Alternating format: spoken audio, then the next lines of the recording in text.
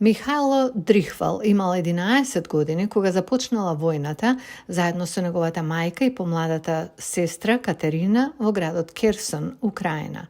На првиот ден од инвазијата на Русија, семејството заедно со нивниот папагал и хрчак побегнале во куќата на бабата на Михајло. Тоа било прв пат да видат руски воени возила.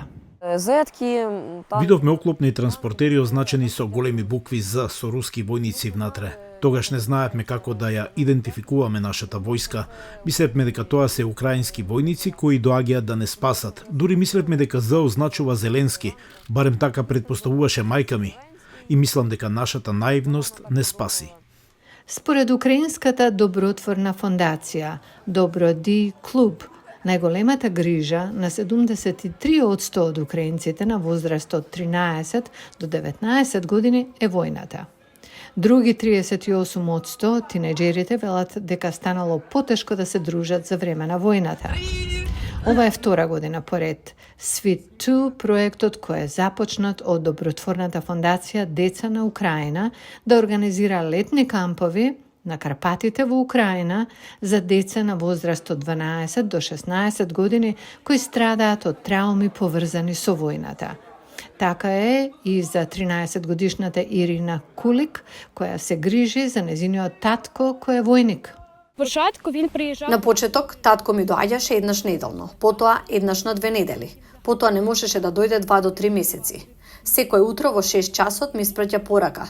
Добро утро, мила, имај убав ден. Те сакам. Тој ми праќа пораки секое утро. Секогаш го проверувам телефонот да видам дали имам негова порака. Камповите се фокусираат на физичкиот развој и менталното закрепнување на тинеџерите. Во 8-дневната програма се вклучени и психолози. Психолозите директно се справуваат со траумата на возрастните. Кога работиме со деца, ние се фокусираме на сите ресурси што ги имаме и не зборуваме за траумата. Ги бараме нивните силни страни. Им даваме шанса да се изразат. Се обидуваме да им покажеме дека ние сме тука за нив.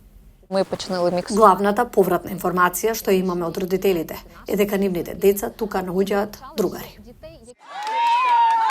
Секој камп на Карпатите завршува со ватра, традиционален голем оган. Сега, кога летото заврши, тинеџерите се враќаат на училиште и во реалноста на живење во земја разурната од војна.